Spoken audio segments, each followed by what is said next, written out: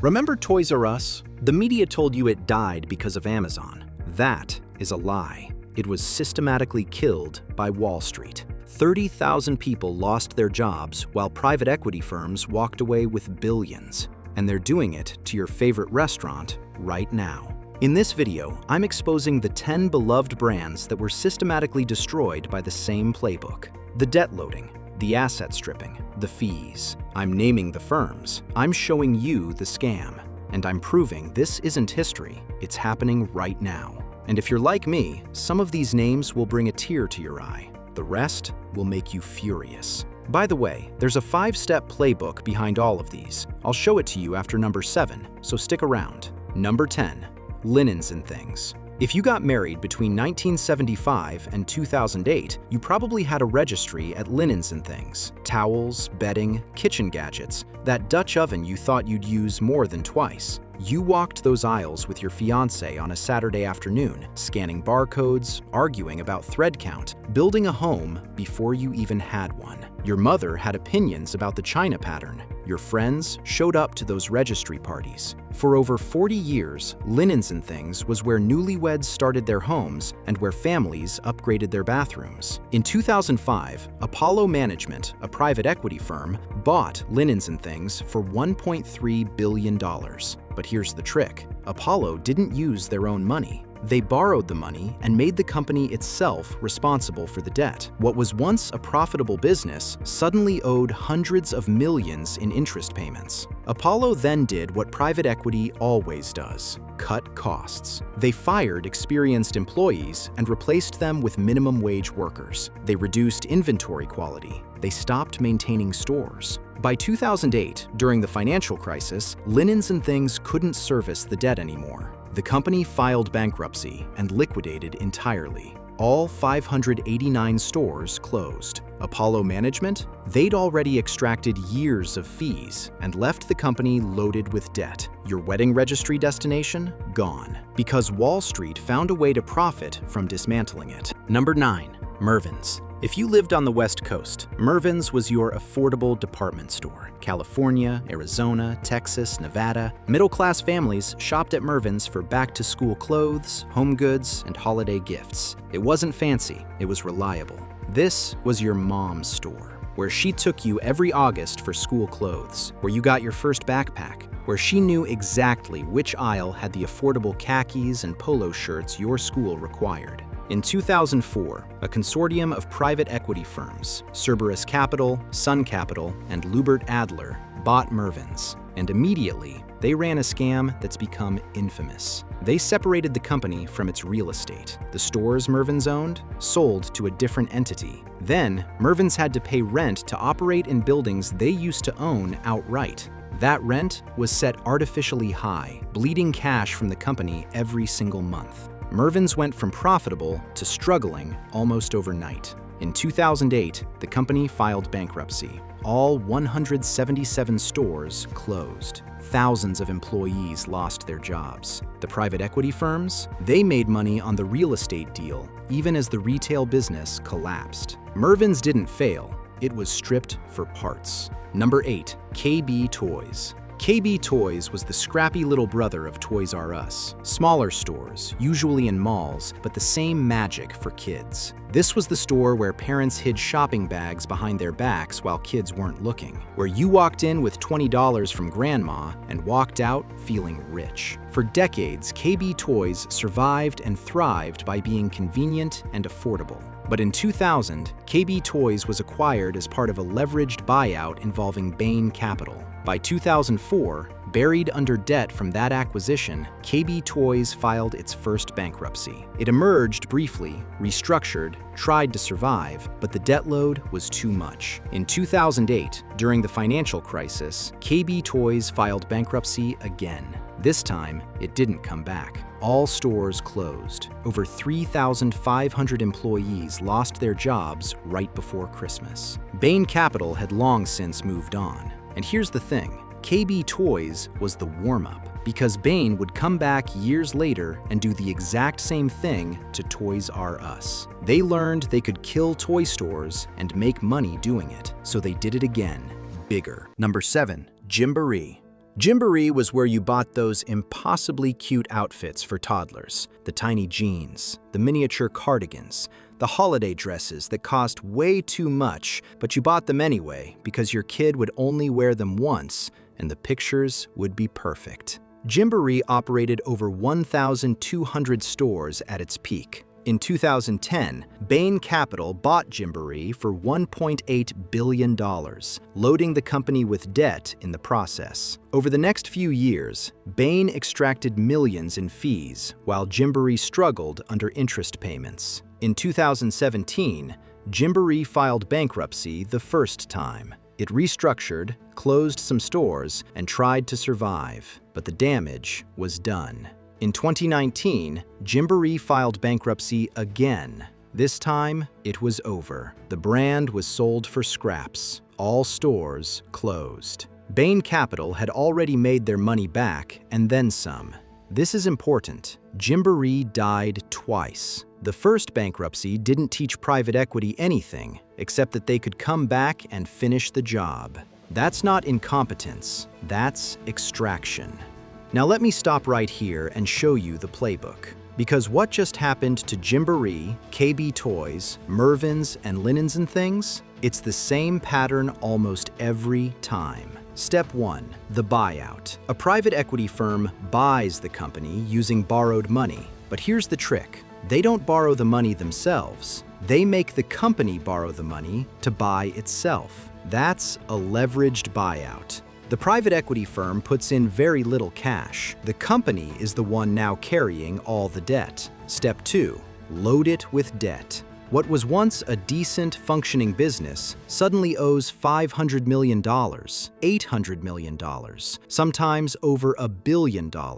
Overnight, the whole job of the company becomes service the debt. Step 3. Cut to the bone. They slash costs everywhere, fire experienced workers, swap quality for cheap imports, close stores, sometimes even profitable ones, so it looks like restructuring. From the outside, it looks like turnaround. Inside, it's hollowing out. Step 4. Extract the fees. While the company struggles, the private equity firm charges it. Management fees, consulting fees, advisory fees, millions of dollars flowing out of the company into the private equity partners' pockets while the business is drowning. Step 5.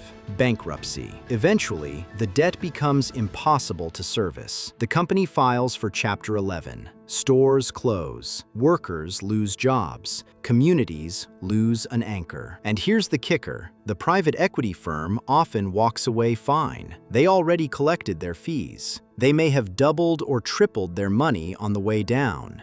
You lost your store. They booked a great return. Now, let's go back to the list and see how this played out at the next chain on our countdown. Number 6. Jo-Ann Fabrics. And if what you just heard makes you angry, wait until you hear about Jo-Ann. If you've ever sewn a Halloween costume, made a quilt, or walked into a store to find fabric for curtains, you know Jo-Ann. For 80 years, Jo-Ann Fabrics was where America created, where grandmothers taught grandkids to sew, where quilting circles met on Tuesday mornings, where a yard of fabric and a pattern could become a memory. This wasn't just shopping. This was making something with your hands. Creating instead of consuming. In 2011, private equity firm Leonard Green & Partners bought Jo-Ann for $1.6 billion, loading the company with debt. Over the next decade, Jo-Ann changed hands multiple times between different PE firms. Each time, more debt was added. Each time, higher fees were extracted. By 2024, Jo-Ann was drowning in over $1 billion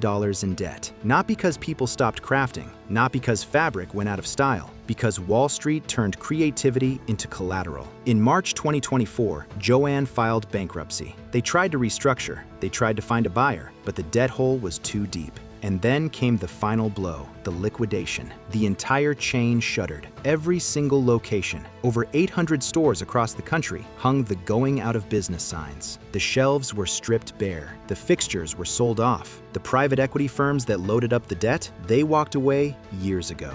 But your local Jo-Ann, the place where you made things with your own hands, It's an empty shell now, because private equity doesn't care what you create, only what they can extract. And when there was nothing left to extract, they turned off the lights for good. And if you're finding this useful, if this is helping you understand what's been happening to the stores you loved, hit that subscribe button, because I'm tracking this pattern across every industry: retail, healthcare, housing, dining, and you need to know who's doing this and why. Number 5, Payless ShoeSource. Payless was where working families bought shoes, back to school shopping, your kid's first pair of sneakers, affordable dress shoes for job interviews. You remember that anxiety every August, walking those aisles knowing these shoes had to last the entire school year, hoping your kid wouldn't grow too fast, calculating whether you could afford 2 pairs or just 1. For over 60 years, Payless served the Americans who couldn't afford department store prices. At its peak, Payless operated over 4,000 stores. In 2012, private equity firms Golden Gate Capital and Blum Capital bought Payless, taking it private in a deal worth $2 billion. The debt load crippled the company almost immediately. By 2017, Payless filed its first bankruptcy, closing hundreds of stores. It restructured and tried to come back, but the debt was still there, choking every decision. In 2019, Payless filed bankruptcy again. This time, all remaining U.S. stores closed. Over 2,500 locations shut down. 16,000 employees lost their jobs. The private equity firms had already moved on to the next acquisition, and here's what gets lost in the numbers. Payless wasn't a luxury. It was a necessity for millions of families. When you kill the affordable option, you don't just eliminate a store, you eliminate access. You force families who are already struggling to spend more money they don't have. That's not creative destruction, that's just destruction. Number 4, Sports Authority. Sports Authority was where dads went on Saturday mornings. Fishing gear, camping equipment, baseball gloves, workout clothes. That ritual of walking the aisles with your father, smelling the new leather, testing the weight of a bat, planning the camping trip you'd take next summer. For decades, Sports Authority was America's largest sporting goods retailer, with over 450 stores nationwide. In 2006, private equity firm Leonard Green & Partners bought Sports Authority for $1.3 billion.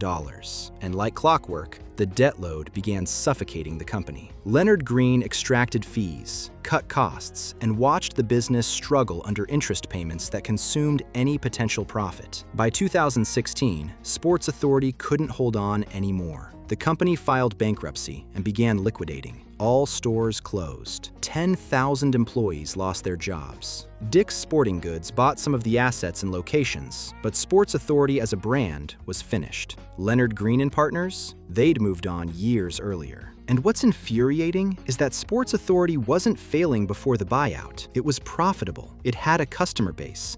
It had a future. Private equity took that future, leveraged it into debt, extracted the value, and left a corpse. Number 3, Sears. This one hurts because Sears wasn't just a store, it was an American institution. For over 130 years, Sears defined American retail. The Sears catalog brought goods to rural America when nothing else could. Sears sold everything: Craftsman tools, Kenmore appliances, Die-Hard batteries, homes, actual houses you could order from a catalog. If you're over 50, you probably have a Sears memory: your first lawnmower, your parents' washing machine, that Christmas catalog, thicker than a phone book, that showed up in November. You circled items in red marker. You folded down page corners. You believed if you studied it hard enough, Christmas morning would deliver everything you dreamed. In 2005, Sears merged with Kmart under the control of Eddie Lampert, a hedge fund manager who ran it like a private equity strip mine. Lampert loaded Sears with debt, sold off valuable real estate, and spun off profitable brands like Craftsman and Land's End to raise cash. Meanwhile, stores deteriorated. Shelves went unstocked. Employees were cut to skeleton crews. By 2018, Sears filed bankruptcy. Once the largest retailer in America, as of December 2025, only 5 Sears stores remain open, mostly as a zombie brand. Lampert and his hedge fund ESL Investments extracted billions. The Sears your parents knew?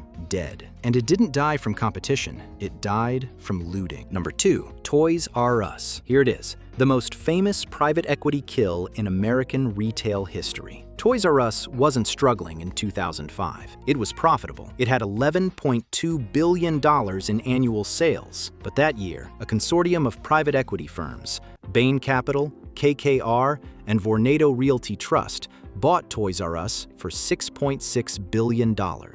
Almost all of that purchase price was financed through debt that Toys R Us itself had to carry. Overnight, a healthy company was buried under $5 billion in debt. The interest payments alone were over $400 million per year. That's money that should have gone into modernizing stores, improving e-commerce, and competing with Amazon. Instead, it went to servicing debt created by the private equity firms. For over a decade, Toys R Us struggled. It couldn't invest in growth. It couldn't adapt. By 2017, the company filed bankruptcy. In 2018, all U.S. stores closed. 33,000 employees lost their jobs. An entire generation of kids lost the experience of walking into a toy store and feeling like anything was possible. Geoffrey the giraffe became a symbol of corporate greed. And Bain, KKR, and Vornado, they walked away. Some reports suggest they still made money on the deal through fees and real estate transactions.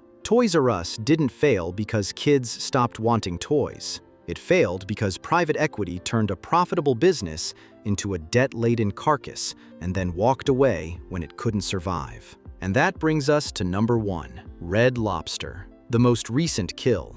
The one that proves this isn't history, it's happening right now. Red Lobster was America's largest casual seafood chain. For over 50 years, it was where families celebrated birthdays, anniversaries, graduations, Cheddar Bay biscuits, endless shrimp, and affordable lobster tails that made people feel like they were treating themselves. In 2014, private equity firm Golden Gate Capital bought Red Lobster for $2.1 billion. And immediately, they ran the same scam Cerberus ran on Mervyn's. Golden Gate sold Red Lobster's real estate, the land and buildings the restaurant sat on, to a separate investment entity. Then, Red Lobster had to pay rent to operate in buildings it used to own. The rent was set high, very high. That sale netted Golden Gate $500 million almost immediately, but it left Red Lobster bleeding cash every month just to keep the lights on. Golden Gate eventually sold the company to Thai Union in 2016, but the damage was structural. The rent bomb kept ticking. Even under new ownership, those crushing lease payments made it nearly impossible to turn a profit. By 2024, those rent payments, combined with rising food costs and the infamous endless shrimp promotion that lost the company $11 million in one quarter, pushed Red Lobster over the edge. In May 2024, Red Lobster filed bankruptcy. Dozens of locations closed. Thousands of employees lost their jobs. Golden Gate Capital had already made their money back and then some. Your family's celebration spot? Another casualty. And here's what you need to understand. This didn't happen in 2008 during a financial crisis. This didn't happen in 2020 during a pandemic. This happened in 2024, right now. While the economy is supposedly strong, that means private equity isn't slowing down. They're not done. They're still hunting, still buying, still extracting. And the next brand you love could be next. So what do you do with this information? The strategies are limited. You can't save these companies once private equity gets involved. The debt is structural. But you can stop being loyal to brands that stop being loyal to you. You can support independent businesses that aren't owned by Wall Street. And most importantly, you can pay attention. When you hear a beloved brand got bought by a private equity firm, that's your warning. The countdown has started. I'm tracking every one of these acquisitions as they happen. The brands, the firms, the warning signs. But here is the scary reality. This list of 10, it is barely scratching the surface. I have a file on my desk right now with dozens more. Radio Shack, Friendly's, even the company that makes your Instant Pot. They are all being hunted by the same firms using the exact same playbook. So I need to know, do you want to see part 2? Do you want me to keep naming names and exposing the scam? If you do, hit the like button and comment part 2 down below. If the demand is there, we will turn this investigation into a full series. For me, the loss of Sears was personal, but for you, the next victim might be the store down the street. We'll keep tracking the trends. This is EconoNova. Stay sharp.